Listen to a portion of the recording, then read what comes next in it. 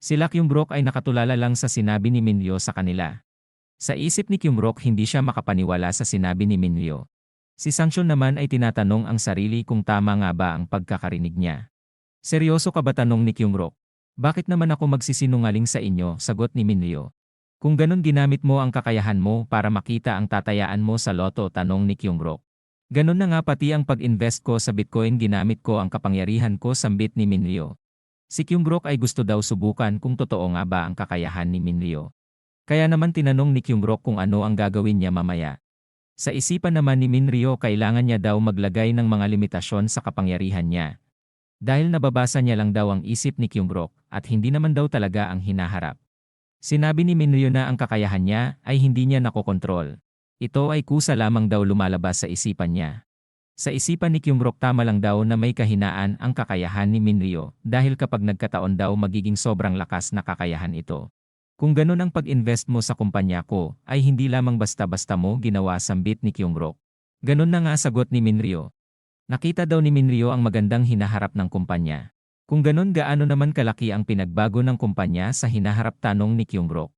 Sinabi naman ni Minryo na ito ay makikilala sa buong mundo sa loob ng 1 taon. Ang balitang ito ay ikinagalak ni Kyungbrok.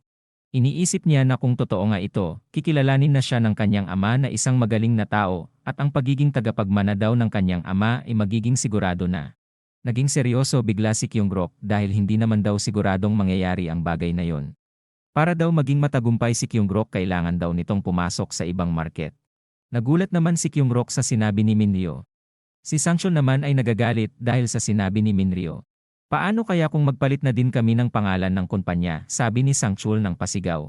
Siyempre, kailangan talaga magpalit ng pangalan, sambit ni Minryo. Si Sangchul ay nagulat na naman sa sagot ni Minryo. Mukha ba akong nagbibiro, sagot ni Minryo.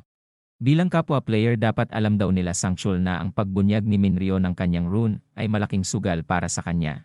Isinakripisyo na daw ni Minryo ang mayroon siya. Dahil bilang may pinakamalaking shares daw sa kumpanya, gusto niya din daw itong mapaunlad. Kung gusto daw nila magtagumpay ang kumpanya, makipagtulungan sila ng maayos sa kanya. Hindi ka naman naniniwala sa mga pinagsasabi ng taong ito, hindi ba boss, sambit ni Sangchul. Napabuntong hininga si Minryo at sinabing mukhang hindi sila naniniwala sa kanya. Sa totoo lang, wala talaga akong tiwala sa'yo, sambit ni Sangchul. Tinanong ni Minryo na kung sa tingin ba ni Sangchul tadhana lang ang pagiging magkapitbahay nilang dalawa. Natulala si Sangchul sa kung ano sinasabi ni Minryo. Nagulat si Kyungbrok at sinabing, kung ganun magkapitbahay kayo, tanong niya. Pinaliwanag naman ni Sangchul na 2 months ago daw lumipat sila Minryo sa ibaba ng penthouse ni Arinsyo. Yun ay ilang araw na bago ko nakuha ang rune ko, sambit ni Minryo. Bakit ngayon mo lang ito sinasabi, tanong ni Kyungbrok. Pasensya na boss, ngayon ko lang din nalaman na siya ang shareholder natin, sagot ni Sangchul. Naalala ni Kyungbrok na noong buwan na yun ay nagsimulang tumaas ang Bitcoin. Naisip din ni Kyungbrok na lumipat si Minryo sa hotel na yun dahil nalaman niyang kakilala nila Sangchul si Kyungbrok. Ngunit inisip niya din na siguro nalaman niya lang na sponsor ako ni Arinsyo. Inisip ni Minryo na kulang pa pala ang ginawa niya. Kung hindi daw naniniwala si Kyungbrok, may sasabihin daw si Minryo na maganda. Sinabi ni Minryo na kay Kyungbrok talaga ang hotel na ito at hindi sa taong nakapangalan lamang dito. Ikaw din ang anak, pinakamatandang anak na lalaki ni Osung. At ang kumpanyang ginawa daw ni Kyungbrok ng patago ay para daw talaga ipakita sa kanyang ama na karapat-dapat siya sa pagiging tagapagmana. Si Sangchul ay galit na galit, sinabi niya kung sino ang nagpadala kay Minryo. Dahil ang impormasyon daw na sinabi ni Minryo ay tanging family members lang ang nakakaalam. Si Kyungbrok ay sinabihan naman si Sangchul na mag-relax lang.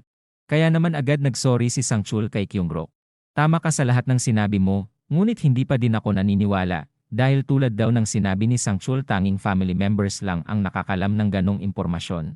Iniisip na daw ni Kyungbrok na pinadala lang siya ng kung sino, simula noong sabihin ni Minryo ang tungkol sa pagpalit ng pangalan ng kumpanya. Naiintindihan mo ba ang sinasabi ko, tanong ni Kyungbrok sa walang masabi na si Minryo. Nagpasalamat si Kyungbrok sa investment ni Minryo, ngunit sa mga pinagsasabi daw ni Minryo ay mahirap siya paniwalaan. Si Kyungbrok ay tumayo na at sa shareholder meeting na lang daw sila muli magkita ni Minryo. Ngunit sinabi ni Minryo na teka lang daw. May sasabihin ka pa ba, tanong ni Kyungbrok. Paano kung sabihin ko sa iyo ang impormasyon tungkol sa susunod na round, sambit ni Minryo. Nagulat si Kyungbrok sa sinabi ni Minryo at tinanong kung totoo ba ang sinasabi ni Minryo. Gamit ang rune ko nakita ko nga ang tungkol sa round 4, sambit ni Minryo. Siguro naman sapat na ang impormasyon na yon para patunayan na nagsasabi talaga ako ng totoo, sambit ni Minryo. Ang usapan nila ay nag-fast forward at hindi na pinakita ang iba pa nilang usapan. Si Sangchul ay humihingi ng tawad kay Kyungrok dahil hindi niya daw napigilan ang kanyang inis kanina. Ayos lang yun, inaalala mo lang naman ang kapakanan ko, sambit ni Kyungrok. Si Sangchul ay nakiusap kung pwede pa daw ba siyang magsalita. Okay, sige, sabihin mo ang opinyon mo, sambit ni Kyungrok. Sinabi naman ni Sangchul na sapat na ang pera ni Minryo para mabuhay ng hindi prinoproblema ang pera kahit kailan, ngunit bakit daw kailangan pa nito maghirap para palaguin ang kumpanya ng iba? Sinabi naman ni Kyungrok na baka gusto lang daw nito mas yumaman pa. Si Sangchul ay hindi pa din nagtitiwala kay Minryo. Dahil hindi pa din daw sila sigurado kung totoo nga ba ang sinabing rune ni Minryo. Tama ka, pero kung totoo ngang isa siyang propeta, kailangan natin siyang maging kakampi, sambit ni Kyungrok. Kung malalaman natin ang impormasyon sa kada round, malaking bagay para sa atin yon. Dagdag na lang ang paglago ng kumpanya, sabi ni Kyungrok. Hindi pa daw sila sigurado sa hula ni Minryo, sabi ni Sangchul. Malalaman natin yan kapag nasa round 4 na tayo, sagot naman ni Kyungrok. Si Minryo ay naglalakad na pauwi. Iniisip niyang kapag tapos ng round 4 sigurado na siyang maniniwala na talaga silang isa siyang isang propeta. Sinabi din ni Minryo na hindi niya pinaalam ang tungkol sa mga hidden quest at side quest ng round. Ang sinabi niya lang ay ang magkakaroon ng patayan sa round, kaya naman wag daw nilang ibababa ang kanilang depensa. Iniisip ni Minryo na sobra-sobra na daw yon para patunayan na propeta siya. Iniisip din ni Minryo na kapag nalaman nilang propeta talaga siya, sigurado daw siyang magbabago ang trato nila sa kanya, at proprotektahan daw siya ng todo ng mga ito. Alam daw nila Kyungrok na mas magandang maging kaibigan ang isang propeta kesa naman maging kalaban ito. Dahil sinabi niya ng isa siyang propeta, kailangan na daw ito panindigan ni Minryo. Si Minryo ay may balak daw tawagan. Si Juri ay tumatakbo dahil malilate na daw siya.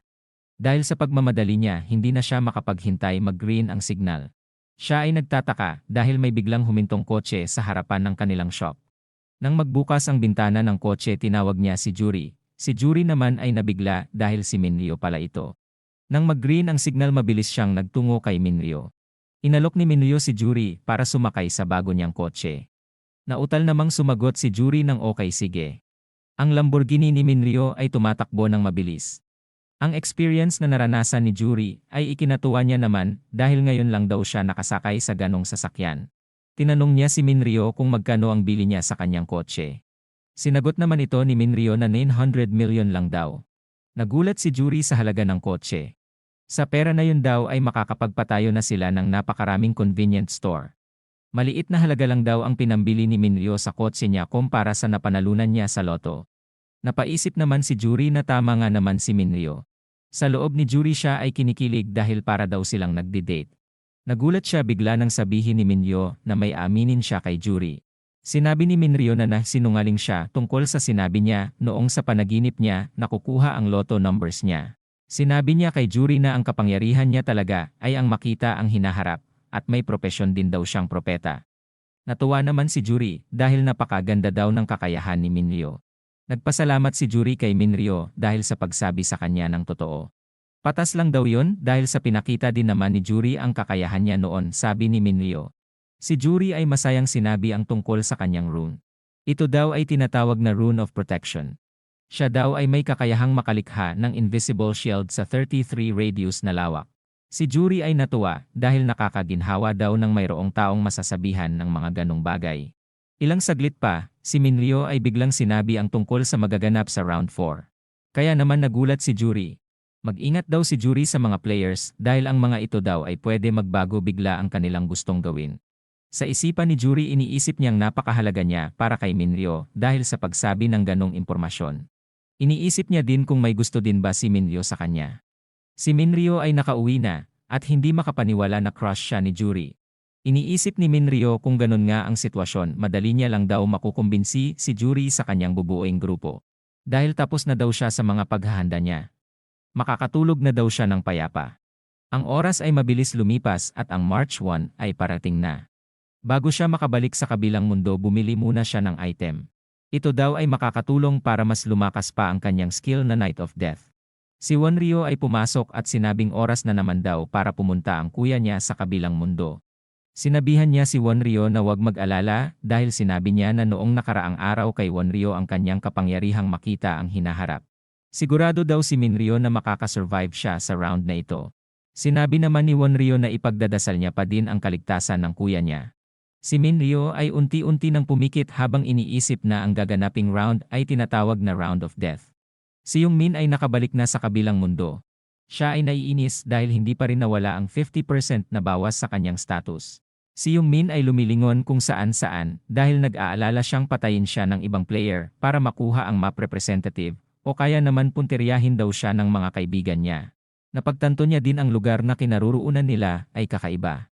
Iniisip niya kung anong quest na naman kaya ang gagawin nila sa lugar. Mukha din daw silang labrat dahil sa sobrang puti ng lugar. Hindi nagtagal nakita niya ang demonyo daw na si Blacksite. Muli niyang naalala ang pinagawa sa kanya ni Blacksite. Sinabi niya din kahina-hinala ang kanyang pagpatay sa Divine Punisher noong nakaraang round. Kung may kakayahan lang daw siya para tapusin si Blacksite gagawin niya na daw kaagad ito. Ngunit ngayon ay sobrang hina niya dahil sa penalty. Kaya naman wala daw siyang pagpipilian kundi ang kumapit sa kamay ng demonyong si Blacksite. Kaya naman lumapit na siya kay Blacksite. Tinanong niya si Blacksite kung kinikilala niya pa din ba si Youngmin na alagad niya. Sinabi naman ni Blacksite nang nakangiti na hindi niya na kailangan si Youngmin. Dahil wala na daw siyang command right wala na daw siyang silbi sa kanya. Ang karamihan sa mga players ay meron na ding propesyon, kaya naman useless na daw ang command right sa round na ito. Sinabihan niya si Youngmin na wala siyang halaga at isa na lamang daw naglalakad na target. Si Youngmin ay biglang napalingon sa kanyang paligid dahil ang akala niya may tumatarget na sa kanya. Sinabi ni Blacksite na wag siyang mag-alala dahil binibiro lang daw siya ni Blacksite. Nagtataka si Youngmin dahil walang tumatarget sa kanya. Sinabi naman ni Blacksite na malamang napagtanto na ng mga players na hindi maganda ang maging map representative. Dahil kapag nakuha daw nila ito malamang sila din ang itarget ng ibang players. Sinabi ni Blacksite na halos may propesyon na daw ang lahat kaya naman wala na daw silbi pa ang pagiging map representative. Si Youngmin ay iniisip na tama ang sinabi ni Blacksite. Sila Arin ay papunta kanila Blacksite. Kinabahan naman si Youngmin at iniisip na baka siya ang target nila. Sa paglapit ni Arin kinamusta niya si Blacksite. Tinanong naman ni Sangchul kung natatandaan ba sila ni Blacksite. Oo naman, ano bang kailangan niyo sambit ni Blacksite? Niligtas mo kami sa baliw na yan, kaya naman nagpapasalamat muli kami sayo, sabi ni Sangchul. Nainis si Youngmin sa narinig at tinanong kung gusto ba ni Sangchul ng away. Relax ka lang sambit naman ni Blacksite sa kanya. Sinabi ni Blacksite na wag na sila magpasalamat, ngunit sinabi naman ni Sangchul na gusto din daw magpasalamat ng kanyang boss dahil sa pagligtas nila sa kanila. Nang sasabihin na ni Sangchul ang pangalan ni Kyungrok. Agad naman sinabi ni Blacksite na hindi siya interesado sa pangalan ng kanyang boss. Si Arin naman ay gusto ibigay ang purple crystal niya bilang pasasalamat kay Blacksite sa pagligtas niya sa kanila noong nakaraan. Si Blacksite ay nagulat at hindi daw inaasahan ang regalong ito. Naisip daw ni Arin na mas magandang bigyan siya ng regalo kesa naman magpasalamat siya ng paulit-ulit. Ito ay kinuha ni Blacksite at nagpasalamat dahil sa regalo. Iniisip naman ni Blacksite na mahirap daw tanggihan ang isang magandang regalo sa kanya. Iniisip din naman ni Arin na mukhang nagustuhan ni Blacksite ang kanyang regalo sa kanya. Iniisip din ni Youngmin na meron din daw siyang ganong item. Si Minryo naman ay narinig ang inisip ni Youngmin. Naalala naman ni Youngmin na reinforced black gold crystal ang tawag sa item na nakuha niya. Ang balitang ito ay ikinagulat ni Blacksite. Sinabi ni Blacksite na sobrang hirap daw makuha nito. Kinumpara niya pa na parang pag-abot sa bituin ang pagkakaroon nito. Iniisip niyang maswerte siya dahil sa kanyang nalaman. Si Arin ay inalok si Blacksite ng kanyang protective skill na panangga. Ngunit tinanggihan ito ni Blacksite dahil hindi niya daw ito kailangan. Ang pagtanggi niya ay ikinalungkot naman ni Arin. Sila ay nagpaalam na kay Blacksite dahil aalis na daw sila, sinabihan naman nila ng good luck ang isa't isa bago naghiwalay. Si Youngmin ay paalis na din. Ngunit sinabi ni Blacksite na teka lang daw. Magsisisi daw si Youngmin kapag umalis daw ito ngayon. Ipinagtaka naman ni Youngmin ang sinabi ni Blacksite. Sinabi ni Blacksite na delikado siya ngayon. Lumingon naman sa paligid si Youngmin at sinasabing wala naman daw tumatarget sa kanya. Sinabi ni Blacksite na medyo marami pa din ang hindi nakaabot ng level 10 at walang propesyon. Kaya naman pwede pa din nila patayin si Youngmin. At kumontrol ng ibang player na wala pang propesyon. Sa dami ng tao dito akala mo ba walang nag-iisip na patayin ka sabi ni Blacksite. Tinanong naman ni Youngmin kung anong gagawin niya para makasurvive siya. Si Blacksite ay sinabing tutulungan niya siya. Sinabi ni Blacksite na hindi libre ang serbisyo niya, sinabi niyang bigyan siya ni Yongmin ng katulad ng binigay kanina ni Arin sa kanya. Nagalak naman si Yongmin at sinabing meron siya ng ganon. Kaya naman agad niya itong nilabas at ibinigay kay Blacksite. Tinanong ni Blacksite si Yongmin kung meron pa ba siyang pwede maibigay sa kanya. Ngunit sinabi ni Yongmin na wag na kunin ni Blacksite ang kanyang armor at sandata. Hindi ko kukunin yan kahit ibigay mo pa sambit ni Blacksite. Tinanong ni Yongmin kung proprotektahan niya na ba siya dahil binayaran niya na si Blacksite. Proprotektahan kita dahil nagbayad ka sambit ni Blacksite. Si Angel ay lumabas na sa eksena at sinabing mas kumunti na naman daw sila. Nagtaka ang mga players sa narinig. Nagpatayan na naman siguro kayo sa totoong mundo sambit ni Angel. Sa isip naman ni Minryo mas nakakapagtaka daw kapag hindi nag-away-away ang mga tao sa totoong mundo. Si Angel ay umpisahan na daw ibigay ang gagawin nila sa round na ito. Ang lumabas sa main quest ay sinabing patayin nila ang isa't isa sa loob ng 3 oras. Ang mga players ay nag-uumpisa na magkagulo. Ngunit sinabi agad ni Angel na wag silang magpanik. Dahil tulad ng sinabi sa quest kailangan lang daw nila magpatayan at ganun lang daw kadali. Nagtataka ang mga players kung ano daw ba ang kanilang papatayin. Sinabi ni Angel na walang halimaw sa lugar. Kaya naman sila daw mismo ang magpapatayan. Ang lalaki ay tinanong kung ilan nga ba ang kailangan nilang patayin na players. Sinabi naman ni Angel na sekreto lang daw kung ilan ang kailangan nilang patayin. Sinabi din ni Angel na hindi niya sasabihin kung paano ang kanilang magiging rankings. Nagpaalam na si Angel dahil tapos na daw siyang magpaliwanag. Ang oras ay nag-umpisa na at nagtataka ang mga players kung paano sila papatay ng players. Si Yongmin naman ay natutuwa dahil gusto niya daw pumatay ng mga players. Si Blacksite ay nababasa ang isip ni Yongmin at gusto daw nitong patayin ang mga kaibigan niya. Iniisip din ni Yongmin na dahil umiiwas ang karamihan makuha sa kanya ang map representative magiging advantage niya daw ito. Nagulat si Yongmin dahil sa biglaang pagtawag ni Blacksite sa kanya. Tinanong niya si Blacksite kung anong kailangan niya sa kanya. Sinabi kong tutulungan kita para hindi ka patayin ng iba. Andito ako para tupadin ang pangako ko sambit ni Blacksite habang nilalabas ang kanyang sandata. Ang pangyayaring ito ay ikinagulat ni Yongmin. Si Blacksite ay tinanggal ang ulo ni Yongmin. At bigla namang may lumabas na hidden quest na patayin daw ang map representative. At ang quest na ito ay natapos agad ni Blacksite. Mula sa quest na natapos niya nagkaroon siya ng bagong item bilang reward. Iniisip ni Blacksite na sa wakas nakuha niya na daw ang gusto niya.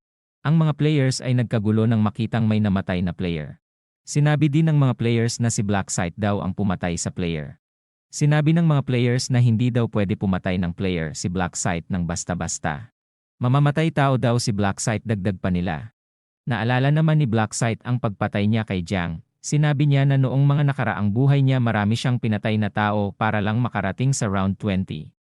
Ngunit hindi naman daw siya pumapatay ng walang rason. Gustuhin niyo man o hindi papatay tayo ng players sa round na ito, sabi ni Blacksite sa kanyang isip.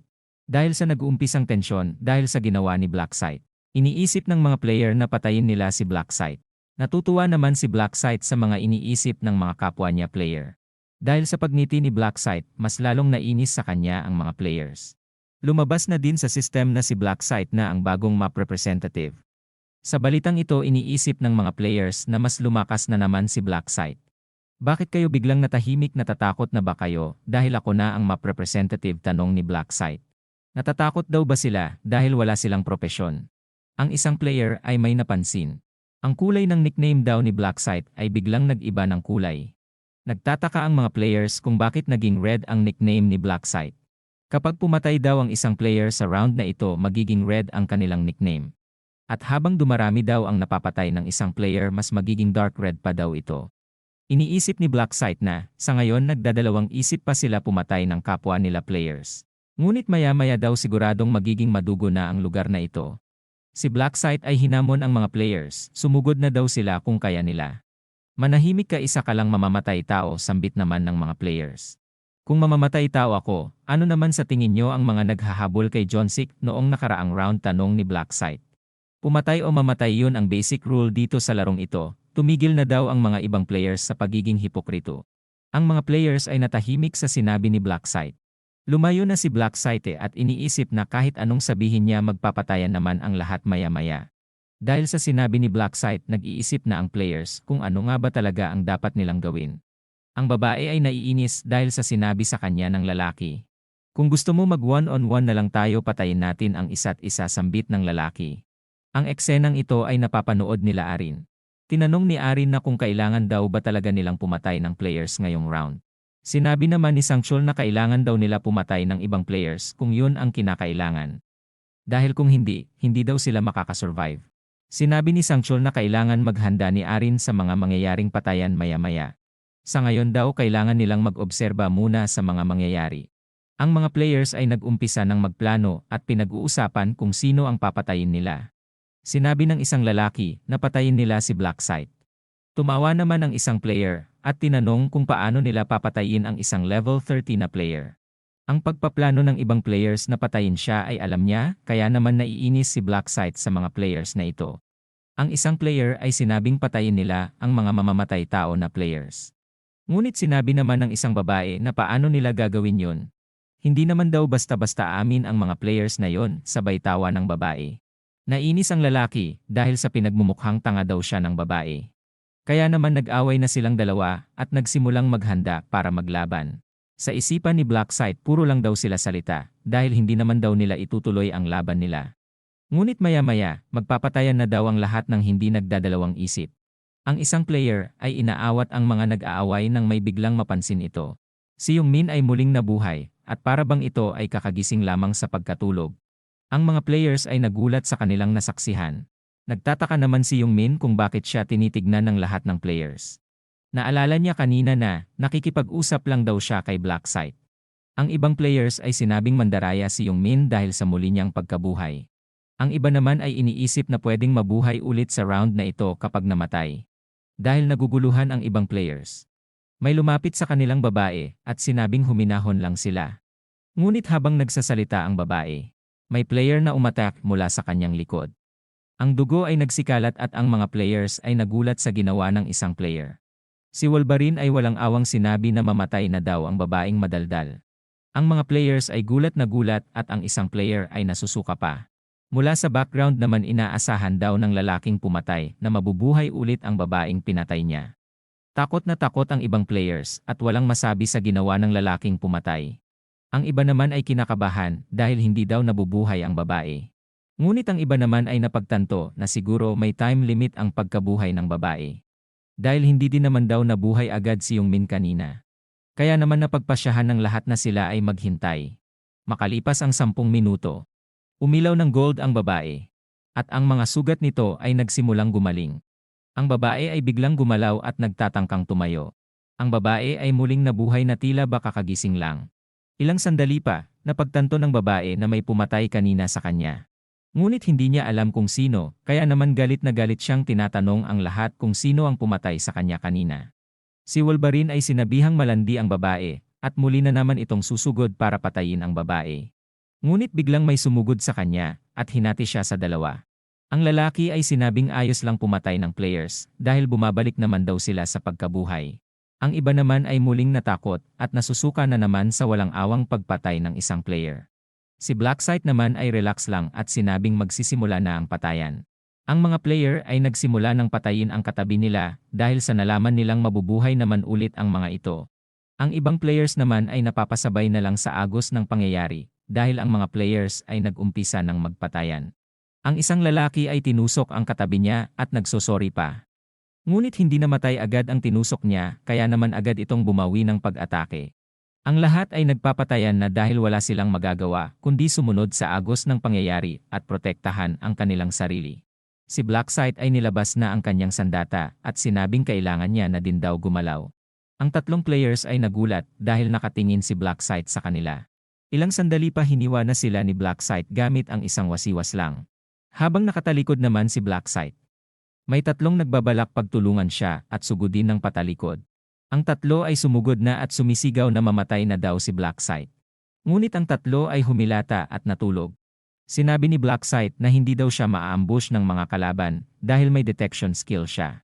Si Blacksite ay napansin ang isang player na pumapatay ng ibang player.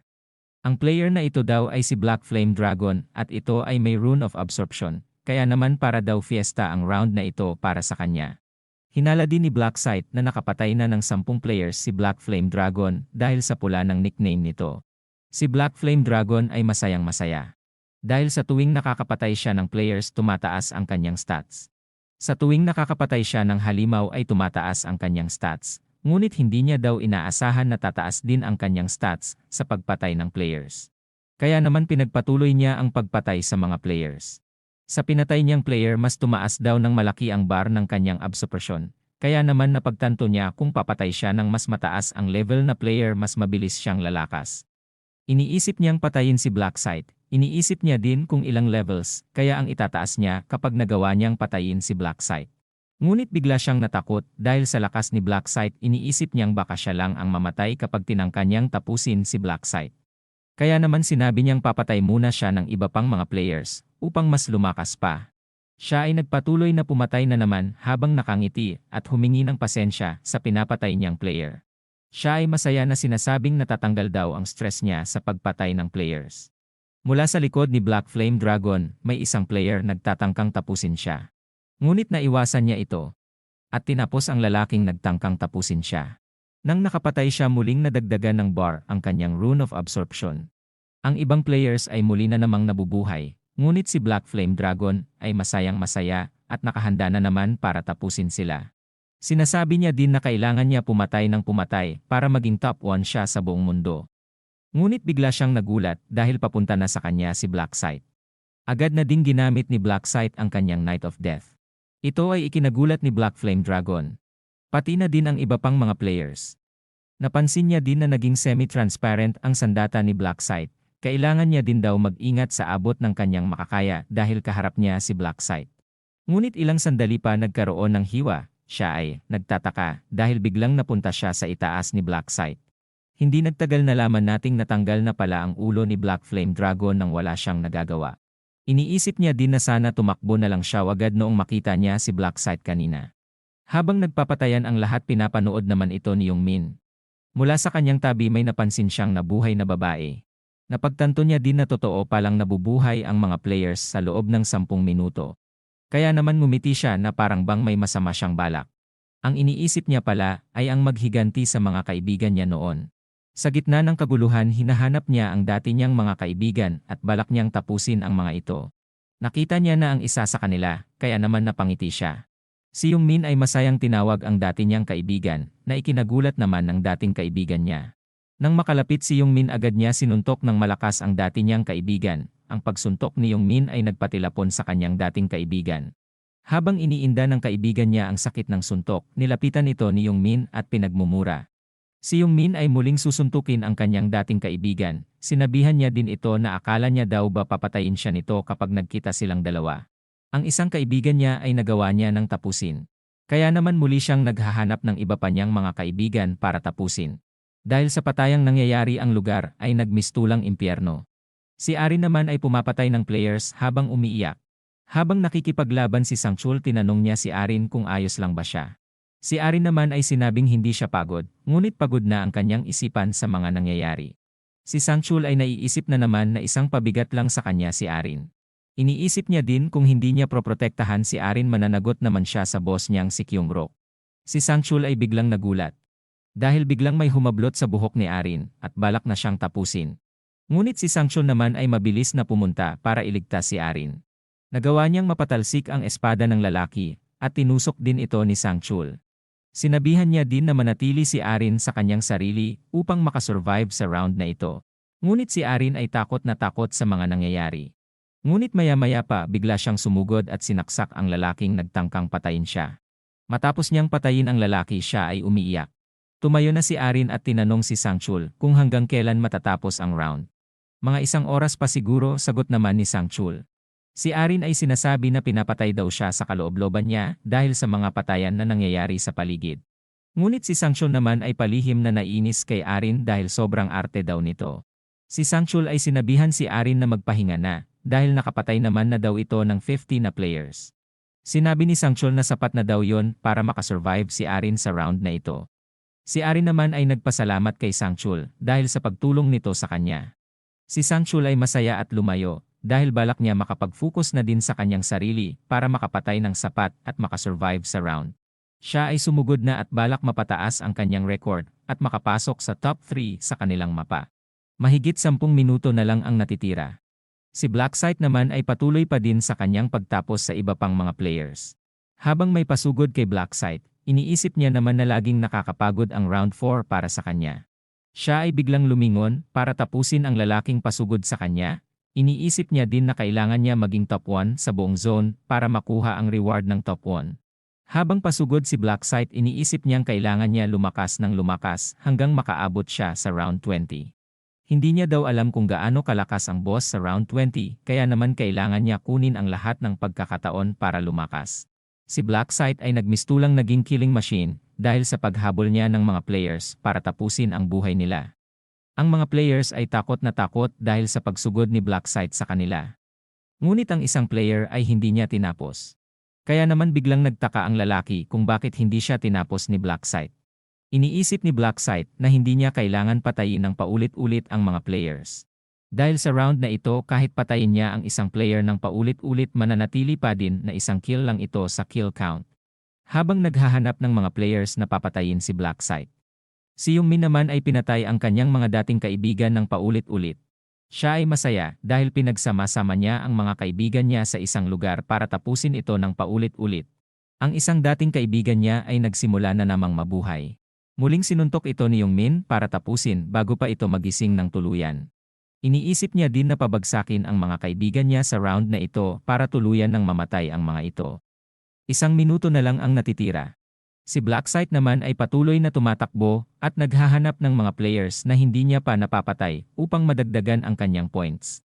Habang naglilibot siya sa paligid, nakikita niya ang mga pinatay niya na kanina. Ang mga hindi niya natatandaan na pagmumukha ay agad niya naman tinatapos para magkaroon ng panibagong points. Ilang sandali pa lumabas na ang mga panangga sa mga players. Senyales na tapos na ang oras nila sa round na ito. Si Angel ay lumitaw na din at tinanong ang mga players kung nag-enjoy ba sila sa pagpatay. Ngunit ang ibang players naman ay takot na takot at galit na galit kay Angel. Si Blacksite naman ay iniisip na hindi siya kailanman nag-enjoy sa round na ito. Si Angel ay sinabihan ang mga players na dinumihan nila ng sobra ang lugar dahil sa kanilang mga nagkalat na dugo. Si Angel ay sinabing ibabalik niya na muna ang lahat sa pagkabuhay bago siya magpatuloy sa pananalita. Si Blacksite naman ay iniisip na feeling malakas daw si Angel na kaya mambuhay nito, pero ang totoo naman daw ay ang system talaga ang bumubuhay sa mga namamatay na mga players. Ang mga may injury na players ay tuluyan ng gumaling, at ang mga namatay na players naman ay muli na namang nabuhay. Ang dating kaibigan Youngmin ay nabuhay na naman. Ang mga dating kaibigan niya ay nagwawala dahil sa paulit-ulit na pagpatay ni Youngmin sa kanila. Sinabi pa nilang mas malala pa si Youngmin kay Jonsik. Ngunit si Youngmin naman ay walang pakialam at nakangiti lang sa kanila. Si Angel ay nagalit dahil sa ingay ng mga players. Kaya naman sinabi niyang papasabugin niya ang ulo ng mga players na patuloy na mag-ingay. Kaya naman bigla silang tumahimik na ikinatuwa naman ni Angel. Sinabi na din ni Angel na ipapakita niya na ang result sa round na ito. Ngunit bago yun, tignan daw muna nilang lahat kung ano ang nakatapos ng subquest sa round na ito. Ang mga players naman ay nagtataka dahil meron daw palang subquest sa round na ito. Si Angel naman ay sinabing mga tungaw ang mga players dahil wala daw silang alam. Ang subquest ay lumitaw na, at ito ay ang patayin ang map representative sa ibinigay na oras sa round. Ang mga players ay napagtantong yun pala ang subquest sa round. Sinabi din ni Angel na iisa lang ang nakagawa ng subquest sa mapa na ito, at yun ay walang iba kundi si Blacksite. Napagtanto naman ng mga players na pinatay nga ni Blacksite si Youngmin na map representative kanina. Ang mga players ay naiinis dahil kung alam lang daw nila ang subquest na yun, agad daw sana nilang pinatay si Youngmin noong una pa lang. Si Youngmin naman ay napagtantong pinatay pala siya ni Blacksite kanina. Nakita niya din sa kanyang screen na nawala na nga ang command right na skill niya. Si Angel ay sinabing tignan na daw nila ang scores nila, ngunit nagtataka daw siguro ang players kung paano ang magiging rankings nila sa round na ito. Si Angel ay sinabing binibilang ang scores nila depende sa unique individual kills nila. Ang mga players ay napagtanto na hindi pala counted ang pagpatay nila sa parehong player. Si Angel ay nagpaka-Thanos at biglang lumabas na ang screen ng rankings. Gaya ng dati, si Blacksite na naman ang nangunguna sa rankings sa kanilang mapa at sa buong zone. Si Angel ay tumatawa at sinabing si Blacksite na naman daw pala ang naging top 1 sa lahat. Ang mga players ay hindi makapaniwala kay Blacksite dahil sa 700 plus kills niya. Napagtanto din ng mga players na halos 70% ang pinatay ni Blacksite ng mag-isa sa kanilang mapa. Si Angel ay natutuwa din kay Blacksite, kaya naman sinabi niyang may reward si Blacksite dahil sa naging top 1 na naman ito sa lahat. Dahil siya ay naging top 1 sa kanilang zone at sa buong zone, nagkaroon siya ng rare armor selection coupon at special selection na kahon. Nang dahil sa mga natanggap ni Blacksite siya ay masaya kahit hindi halata. Makakapagpalit na din daw siya ng kanyang armor dahil sa natanggap niya. Ang pinili niya sa mga armor ay ang Blood Red Assassins na armor. Dahil sa armor na ito muli na namang nadagdagan ang lakas ni Blacksite. Ang pangalawang reward niya ay dumating na din. Si Blacksite ay iniisip na maganda ang magiging side quest sa round 5, ngunit medyo mahirap daw ito gawin. Si Blacksite ay pinili ang 50% stat increase buff dahil daw sa hirap ng gagawing side quest sa susunod na round. Si Angel ay sinabi na 521 lang daw ang maliligtas sa kanilang zone. Ang mga nasa mas mababa ang rank sa 521 ay tuluyan ng mamamatay. Si Angel ay nguniti at sinabing umpisahan na nila ang pagtatanggal sa mga bumagsak. Ang mga players ay tuluyan ng nawawala tulad ng dati. Ang iba ay hindi makapaniwala na bumagsak sila at tuluyan ng mamamatay. Ang mga kaibigan ni Youngmin ay unti-unti nang nawawala. Ngunit si Youngmin ay nanatili at hindi naglalaho. Si Youngmin ay masaya dahil kahit papaano daw nakapasa siya, kahit pinaulit-ulit niya lang na pinatay ang kanyang mga kaibigan. Si Arin ay hindi na kinakaya ang mga naririnig niyang mga nagmamakaawa na mga players sa kanyang paligid. Habang si Sanction naman ay parang naging normal na lang sa kanya ang mga pagkamatay ng tao sa kanyang paligid. Si Blacksite naman kahit pang 100 na ulit niya nang ginawa ito, siya ay hindi pa din sanay at hindi pa din makatingin ng diretsyo sa mga namamatay na players. Matapos ang pag-eliminate sa mga bumagsak sa buong mundo, may 90 milyon na lang ang natitirang players sa buong mundo. Sa zone naman nila Blacksite ay meron na lang 521. Dahil tapos na ang quest muli na namang babalik ang mga kaluluwa ng mga players sa kanilang totoong katawan. Ang eksena ay nalipat na sa Imperial Hotel. Sa loob may taong tumatakbo, ito pala ay si Sangchul na mahal ang kanyang boss na si Kyungrok. Dahil sa ingay ni Sangchul, ang natutulog na si Kyungrok ay biglang nagising. Tinanong ni Kyungrok si Sangchul kung anong ginagawa niya doon dahil hindi niya daw maalala na pinatawag niya si Sangchul sa kanyang lugar. Si Sangchul naman ay sinabing hindi niya matawagan sa cellphone si Kyungrok kaya naman nag-alala ito at pinuntahan niya agad si Kyungrok. Si Kyungrok naman ay sinabing hindi daw ba nakita ni Sangchul ang world rankings dahil nasa top 3 daw siya. Si Sangchul naman ay sinabing alam niya yun, ngunit nag-aalala daw talaga siya kay Kyungrok dahil sa naging sobrang hirap daw ng naging round 4 na naganap. Si Kyungrok naman ay sinabing kaya siya nakatulog agad dahil sa pagod ng katawan at isipan niya sa mga nangyari. Si Sangchul naman ay sinabing sa 433 kills ni Kyungrok sigurado daw si Sangchul na mapapagod talaga si Kyungrok. Sinabi naman ni Kyungrok na isang halimaw si Blacksite dahil sa 722 kills nito. Si Sangchul naman ay sinabi na baka isang special force si Blacksite kaya naman napakalakas nito. Si Kyungrok ay palagi daw naiisip si Blacksite. Kahit ano daw mangyari kailangan niya daw ito maging kakampi sa hinaharap. Naisip din ni Kyungrok na tanungin si Minyo tungkol kay Blacksite para malaman ang pagkatao nito. Si Sangchul ay sinabi naman na hindi niya daw akalain na tama ang hula ni Minryo. Noong una daw ay hindi siya naniniwala hanggang sa makita niya na lang ang nangyari sa round 4. Si Kyungrok naman ay sumang-ayon sa mga sinabi ni Sangchul. Naalala nila ang sinabi noon ni Minryo na walang halimaw sa round 4. Ngunit magkakaroon ng matinding patayan sa pagitan ng mga players. Pinagtaka ni Kyungrok ang sinabi ni Minryo. Muli namang sinabi ni Minryo na magpapatayan ang mga players sa loob ng round 4, kaya naman huwag daw nilang ibababa ang kanilang depensa. Si Sangchul ay tinanong kung ano na ang gagawin nila tungkol kay Minryo. Tinanong din ni Sangchul kung balak pa daw ba ni Kyungrok maging business partner si Minryo. Si Kyungrok naman ay sinabing nasa kamay na daw ni Minryo ang hinaharap ng kanilang kumpanya. Tinanong ni Sangchul kung talaga bang papalitan din nila ang pangalan ng kumpanya nila. Kung yun ang ikayayaman ng kumpanya yun ang gagawin ko sambit naman ni Kyungrok. Kailangan din daw nila maging kakampi si Minryo. Sinabihan niya din si Sangchul na wag niya mamaliitin si Minryo dahil lang sa isa lang itong bata. Kahit hindi daw gusto ni Sangchul si Minryo kailangan niya daw makisama at makisabay na lang sa mga gusto ni Minryo. Dahil sa kakayahan ni Minryo makakamit daw nila ang matamis na tagumpay na hinahangad nila. Si Sangchul naman ay sinabing mula sa araw na yon makikisama na daw siya kay Minryo. Sumapit na ang umaga at sinabi ni Kyungrok na tawagan niya si Minryo. Si Sangchul ay tinanong naman si Kyungrok kung ano ang sasabihin niya. Sinabi naman ni Kyungrok na magse-celebrate sila ng party dahil sa naging matagumpay na pag-survive nila sa round 4. Pinaimbita din ni Kyungrok ang mga kamag-anak ni Minryo sa party na gaganapin. Iniisip din ni Kyungrok na imbitahan si Arin Seo sa gaganaping party. Sinabi ni Kyungrok na sa mga panahon na yon, kakailanganin daw nila ng isang sikat na artista sa tabi nila. Nalipat na ang eksena kay Minryo habang naghihintay sa labas ng isang cafe. Si Minryo ay kumaway at may tinawag na tao. Ito pala ay si Juri, ang dalawa ay masaya at agad naman hinangahan ang outfit ng isa't isa. Si Juri ay tinanong si Minryo kung ano ang nangyari at biglang nagtawag ng lunch si Minryo. Sinabi naman ni Minryo na magse-celebrate sila ng kanilang muling pagka-survive, huwag na daw mag-alala si Juri dahil sagot daw ni Minryo ang kanilang kakainin. Pabirong sinabi naman ni Juri na mag-take advantage na daw siya sa mayaman niyang kaibigan na si Minryo. Silang dalawa ay nasa biyahe na. Si Juri ay nagpasalamat kay Minryo dahil sa naging paalala niya noong nakaraan sa kanya. Tinanong naman ni Minryo kung hindi daw ba naghinala si Juri sa kanya ng kahit na kaunti noong nakaraan. Sinabi naman ni Juri na wala naman daw makukuha si Minryo sa pagsisinungaling sa kanya, kaya naman tiwala daw si Juri kay Minryo. Nagpasalamat naman si Minryo dahil sa naging sagot sa kanya ni Juri. Muling nagpasalamat si Juri dahil kundi dahil sa kanya, hindi daw siya makakasurvive sa round 4. Iniisip naman ni Minryo na walang dahilan para magpasalamat si Juri sa kanya.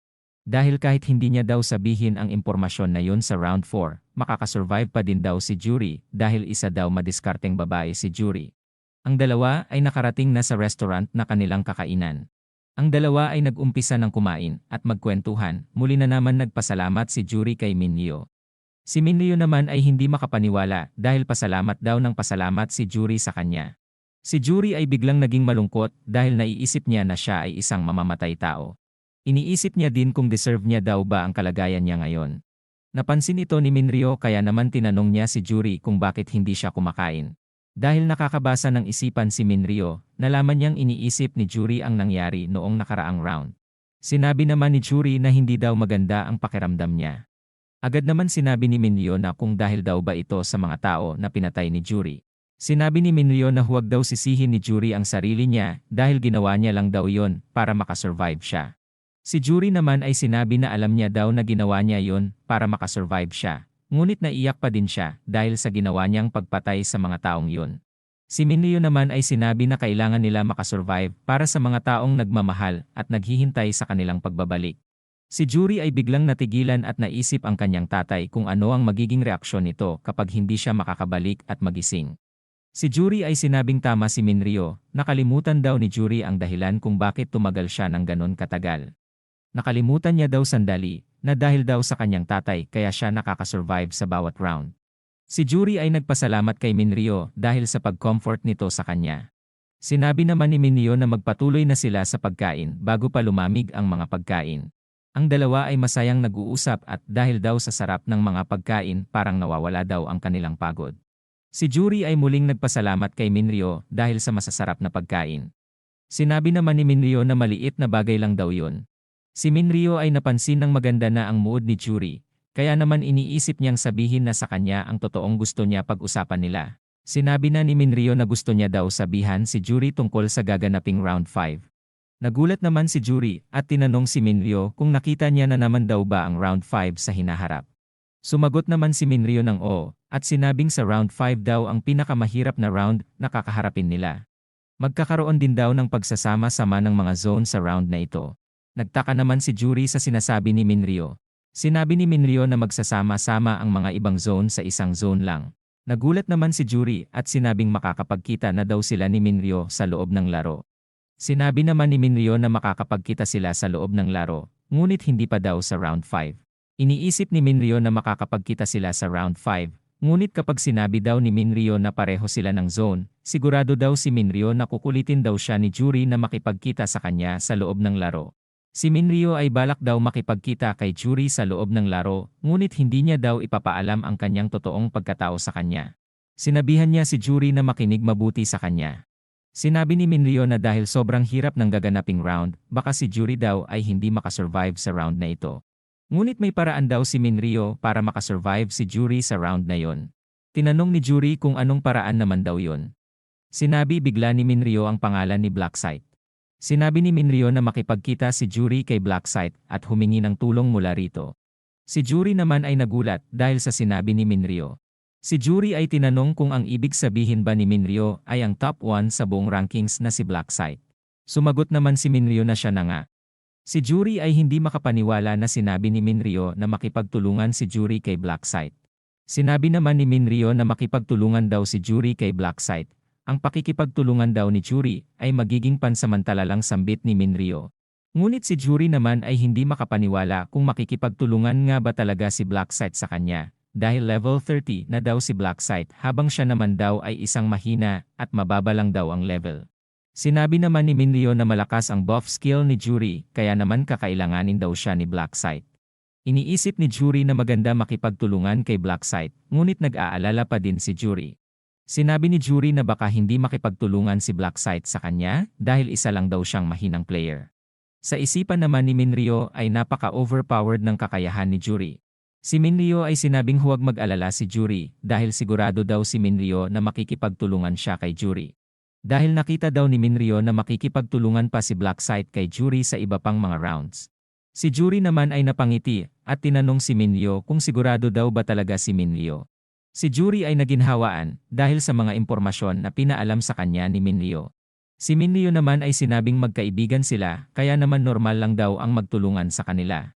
Si Juri ay hiningi ang kamay ni Minryo dahil may gagawin daw siya dito. Si Juri ay nagpa siyang bigyan ng buff si Minryo bilang pasasalamat. Natutuwa naman si Minryo dahil sa ginagawa ni Juri para sa kanya. Si Minryo ay nagpasalamat kay Juri. Iniisip niya naman na sobrang bait ni Juri dahil binigyan na naman siya ng buff nito. Si Juri naman ay hindi mapaliwanag ang kanyang reaksyon sa pagngiti ni Minryo sa kanya. Si Minryo ay nakatanggap ng 50% na increase sa kanyang stats. Kaya naman magagamit niya daw ito pag nakauwi na siya mamaya. Ilang sandali pa, si Minryo ay nakauwi na at pumatay na naman siya ng mga worms para sa kanyang Rune of Slaughter. Si Minryo ay may active buff ni Juri at Rune of Slaughter, kaya naman nagpa siya siyang tignan ang kanyang stats. Si Minryo ay nagulat dahil sa taas ng kanyang luck points. Si Minryo ay umaasa sa taas ng kanyang swerte at nilabas na ang kanyang Stone Draw token. Si Minryo ay sinabing ang normal na tao ay magdadasal para swertehen sa resulta. Ngunit si Minryo ay natawa na lang dahil sa ginagawang kasamaan sa kanila ng mga anghel. Si Minryo ay naalala ang umpisa ng kalbaryo nila. Dahil sa dami ng mga namatay na tao sa laro, si Minryo ay kinamumuhi ang sino mang Diyos na gumawa ng laro at pinaglalaruan silang mga tao. Si Minryo ay ginamit na ang kanyang Stone Draw token. Siya naman ay nakatanggap ng 5 stone crystals sa draw na kanyang ginawa. Si Minryo ay nagulat dahil sa pagdraw 5 stone crystals ang pwede niyang makuha. Si Minryo ay ngumiti dahil sa kabila ng pagkamuhi niya sa tinatawag na Diyos na siyang gumawa ng laro, nakatanggap pa siya ng 5 items sa draw. Si Minryo ay pinagsama na ang low rank mana stone na meron siya. At ito ay biglang naging red low mana stone. Si Minryo ay nakangiti dahil sa maganda na daw ang kanyang natanggap ngayon. Pinagsama na rin ni Minryo ang purple crystal na binigay ni Arin at ang purple crystal na nakuha niya sa draw kanina. Pinagsama na din ni Minryo ang isang item at isang mana stone. Kaya naman nadagdagan na naman ang stats ng kanyang item ng plus 2 damage sa kanyang stats. Si Minryo ay pinagsama-sama pa ang ibang item na meron siya para mapalakas pa ang kanyang sarili. Si Minryo ay nakangiti dahil naubos niya na ang kanyang mana crystals na meron siya, napalakas niya na din ng husto ang kanyang mga item. Sumapit na ang gabi at sinabing oras na din daw para makipagkita si Minryo kay Kyungrok. Si Wonryo ay tinatanong si Minryo kung anong ibig sabihin ng kuya niya. Tinatanong ni Wonryo kung tagapagmana ba ng Awesome Group ang pinag-investan ng kuya niya. Sinabi naman ni Minryo na tama ang kanyang kapatid. Si Wonryo ay hindi makapaniwala na invited din daw siya sa party na gaganapin. Sinabi naman ni Minryo na huwag kabahan ang kanyang kapatid dahil invited naman daw siya dahil siya ang kapatid ni Minryo. Sa pintuan ay biglang may kumatok. Kinabahan naman bigla si Wonryo at sinabing baka nasa labas na ang susundo sa kanila. Si Minryo ay muling sinabihan ang kapatid niya na huwag kabahan at pumunta na daw sila. Si Minryo ay binuksan na ang kanilang pintuan. Si Wonryo ay nagulat dahil namumukhaan niya si Sangchul. Si Sangchul ay nagbigay ng paggalang at sinabing andun siya para sunduin sila Minryo. Si Wonryo ay kinakabahan at sinabing siya daw ang lalaking masungit noon na kasama ni Arinsyo. Si Minryo ay pinakilala naman ang kanyang kapatid kay Sangchul. Si Sangchul ay nagpakilala kay Wonryo at humingi na din ng tawad dahil sa hindi magandang pinakita niya noong nakaraan sa kanila. Si Wonryo naman ay walang masabi at nakatulala lang. Si Sangchul ay niyaya na ang magkapatid at sinabing naghihintay na daw ang limusin sa ibaba ng building.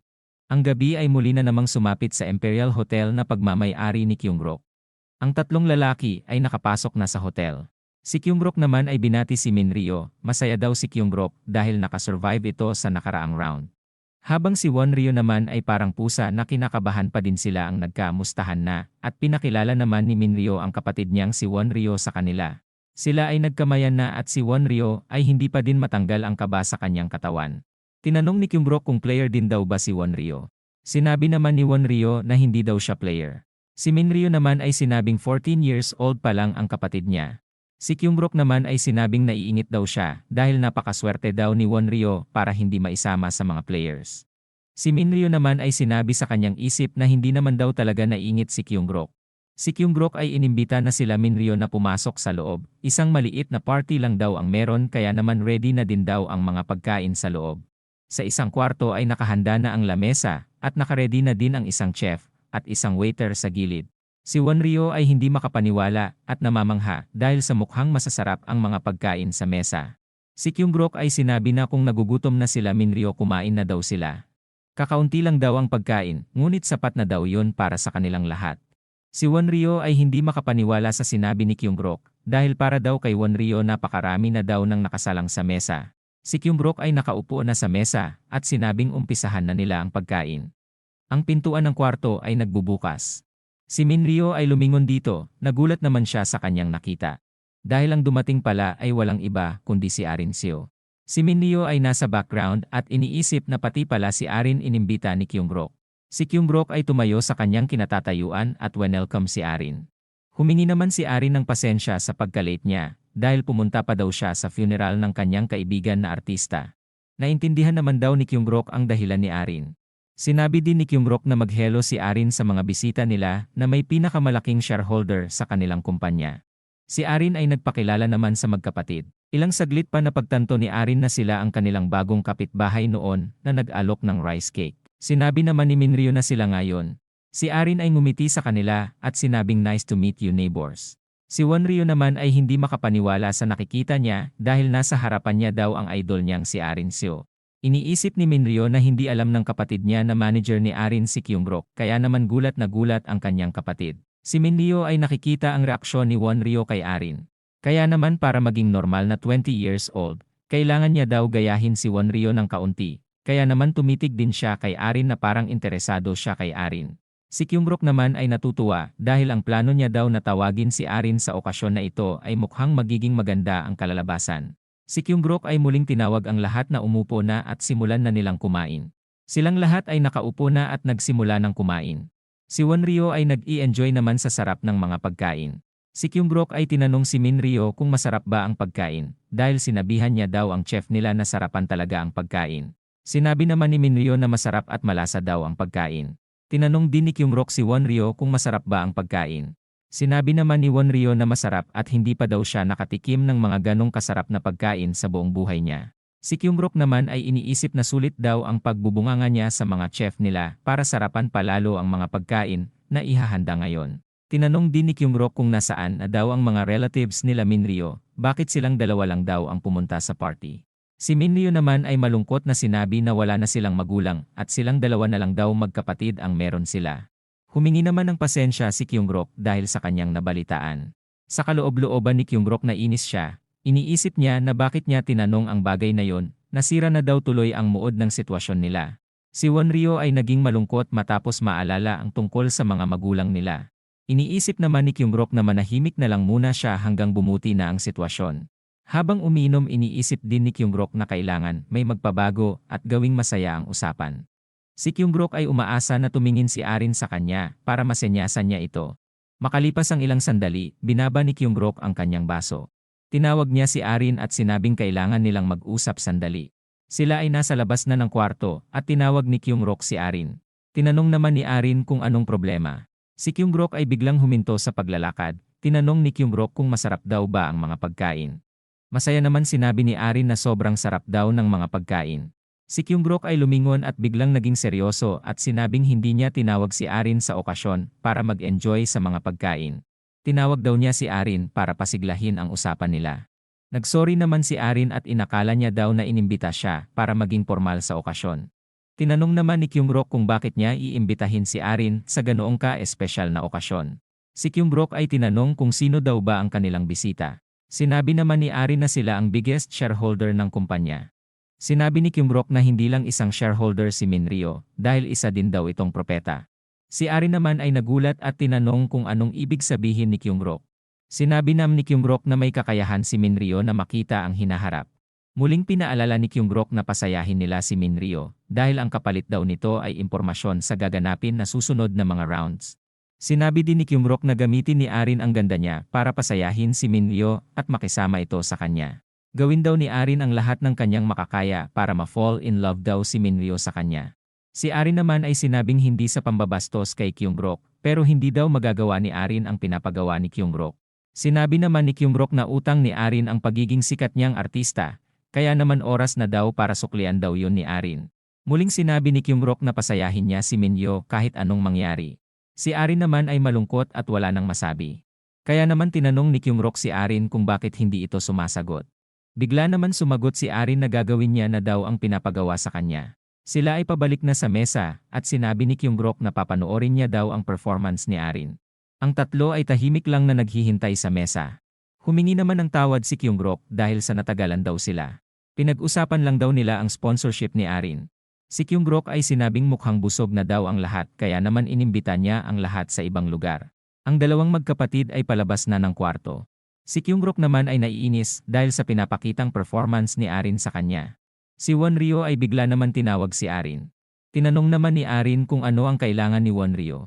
Sinabi ni Wonryo na sobrang ganda daw ni Arin sa personal kesa sa mga pictures. Nagpasalamat naman si Arin sa natanggap na papuri sa kanya.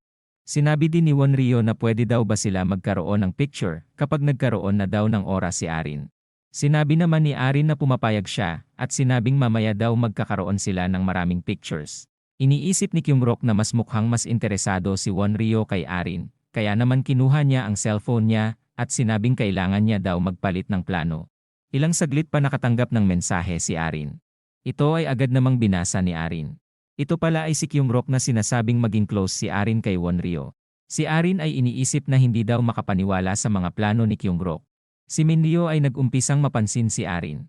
Si Minryo ay nag-umpisang basahin ang iniisip ni Kyungrok.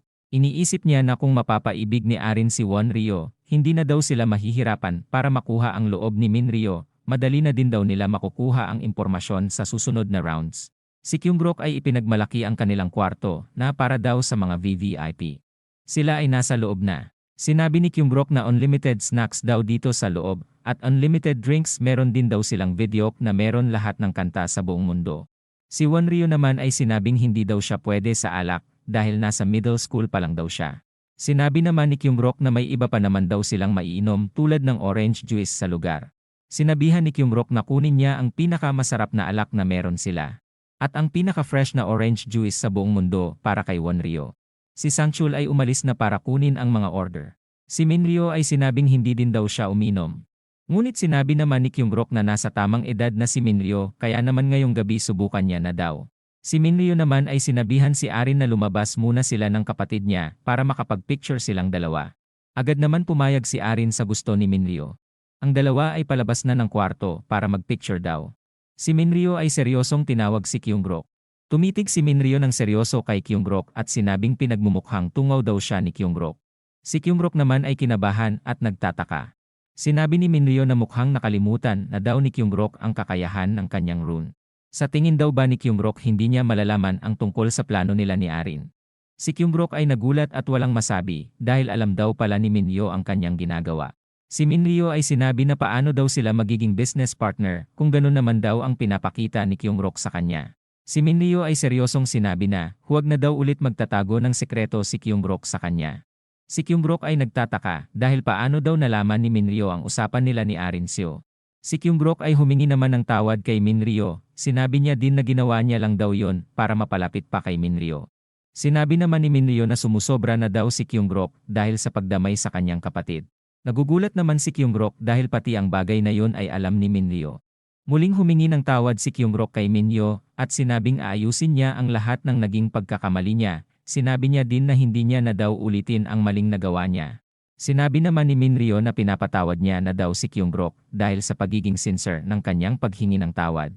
Nagpalasamat naman si Kyung-rook dahil sa panibagong pagkakataon na ibinigay sa kanya ni Minryo. Si Sang-chul ay sinabi na kung pwede na daw ba siyang pumasok sa loob. Ngunit pinaalis lang siya ni Kyung-rook. Sinabi niya din na may importanteng pinag-uusapan sila ni Minryo kaya naman umalis muna siya at dalhin din ang iba sa kabilang kwarto.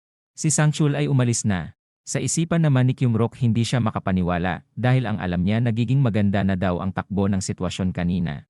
Hindi daw inaasahan ni Kyung-rook na mababastos niya si Minryo sa kanyang ginawa. Si Minryo ay tinanong si Kyung-rook kung gusto daw ba nito ng impormasyon sa susunod na round. Sumagot naman si Kyung-rook na gusto niya daw ito malaman. Gusto naman daw talaga ibigay ni Minryo ang impormasyon sa round 5 ng kusa kay Kyung-rook. Ngunit dahil sa pinakita ni Kyung-rook, nag-aalangan na daw si Minryo bigyan si Kyung-rook ng impormasyon.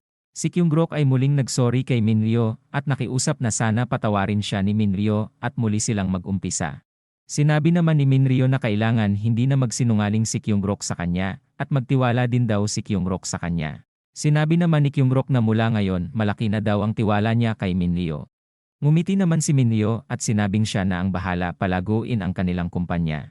Oras na din daw para sabihin ni Minryo ang impormasyon tungkol sa round 5 na gusto makuha ni Kyung-rook. Masaya naman si Kyung-rook nang marinig ito. Sinabi ni Minryo na magiging mahirap ang round 5. Mas mahirap pa daw ito sa naunang 4 na kinaharap nila. Naging seryoso naman si Kyung-rook nang marinig ito. Sinabi ni Minryo na hindi mahihirapan si Kyung-rook sa darating na round 5 dahil malakas naman daw siya. Paano naman daw nasabi ni Minryo na magiging madali ang quest, tanong ni Kyung-rook. Sinabi ni Minryo na kailangan pumatay ng bawat players ng 300 na orcs. Hindi daw ito magiging madali. Dahil ang mga zones daw ay magsasama-sama dahil sa umuunting bilang ng mga players. Natuwa naman si Kyung-rook dahil inaakala niyang makikita niya na si Black-Scythe sa loob ng laro. Ngunit sinabi naman ni Minryo na hindi sila magkakasama ni Black-Scythe sa iisang zone. Tinanong din naman ni Kyung-rook si Minryo kung kilala niya daw ba si Black-Scythe. Hindi daw kilala ni Minryo si Black-Scythe, ngunit alam daw ni Minryo na magkikita sila ni Kyung-rook balang araw. Nakangiti naman si Minryo habang iniisip na nasa harap na daw ni Kyung-rook ang hinahanap ni Kyung-rook. Si Minryo ay sinabi din ang tungkol sa paghahanap nila Kyung-rook kay Young-min. Nagulat na naman si Kyung-rook dahil pati daw yun ay alam pala ni Minryo. Muling sinabi ni Minryo na ang pagtago sa kanya ng sekreto ay imposible. Muli na namang namangha si Kyung-rook sa kakayahan ni Minryo. Sinabi naman ni Minryo na tigilan na daw ni Kyung-rook ang paghahanap kay Young-min. Tinanong naman ni Kyung-rook kung bakit niya gagawin yun. Sinabi naman ni Minryo na magsisisi si Kyung-rook kapag pinagpatuloy niya ang paghahanap kay Young-min. Tinanong naman ni Kyung-rook kung paano mangyayari yun. Ngunit sinabi ni Minryo na hanggang doon na lang daw ang kaya niyang sabihin kay Kyung-rook. Habang napapaisip si Kyung-rook, si Minryo ay nakangiti at iniisip na kailangan niya pa daw si Young-min dahil may paggagamitan pa daw siya sa kanya. Si Kyung-rook ay nagpasyang hindi niya na daw hahanapin si Young-min dahil sa sinabi ni Minryo. Si Kyung-rook ay tinawag na si Minryo para puntahan ang iba pa para magpatuloy na sa kanilang party. Si Kyung-rook naman ay iniisip na kailangan niya magtanggal ng stress ngayong gabi. Ang party ay natapos na. Sa madilim na eskinita naman ay may lalaking tumatakbo. Ito ay sugatan at naghihingalo. Siya ay nanghihina na din dahil sa lalim ng kanyang sugat. Ilang saglit pa, hindi niya na alam kung saan siya pupunta. Sa madilim namang sulok ay may lumalapit sa lalaking sugatan. Ang lalaki ay takot na takot. Habang ang misteryosong lalaki naman ay handa na iwasiwas ang kanyang espada. Ang lalaki ay hiniwa niya sa hita. Kasunod naman ay pati na din ang binti. Ang lalaki ay sumisigaw dahil sa sakit na kanyang nararamdaman. Si Kyung-rook naman ay sinabing tumahimik ang lalaki dahil kung hindi puputulin niya daw ang dila ng lalaki. Ang lalaki ay nagtataka dahil bakit daw siya tinatarget ni Kyung-rook. Sinabi naman ni Kyung-rook na isang molestyador ang lalaki ng batang babae. Sinabi naman ng lalaki na matagal na daw nangyari yon, nakulong na daw siya at pinagsisihan na daw ang kanyang ginawa noon.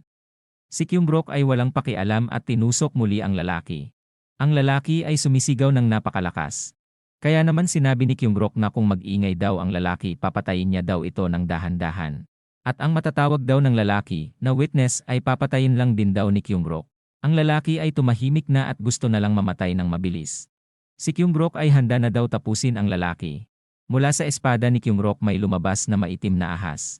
Muli niyang inatake ang lalaki para tapusin na ito ng tuluyan. Ang lalaki naman ay nagtataka kung ano ang kakaibang nangyayari sa kanya. Ang lalaki ay pinuluputan ng maitim na ahas na galing sa espada ni Kyung-rook. Ilang sandali pa nabalutan ng maitim na aura ang lalaki habang pinapanood naman ito ni Kyung-rook. Si Kyung-rook ay pinatay daw ang walang kwentang lalaki dahil kailangan niya daw ng dark aura para makagamit siya ng dark magic. Kailangan niya daw pumatay ng pumatay dahil kailangan mag-charge ng kanyang dark aura. Si Kyung-rook ay pinapanood pa din ang lalaking tinapos niya. Sinabi din ni Kyung-rook na gustong-gusto niya daw talaga pumatay ng mga kriminal na walang kwenta. Sinabi din ni Kyung-rook na bagay daw sa kanya ang kanyang skill. Dahil napatay niya na daw ang walang kwentang kriminal nawawala na daw paunti-unti ang stress niya kanina.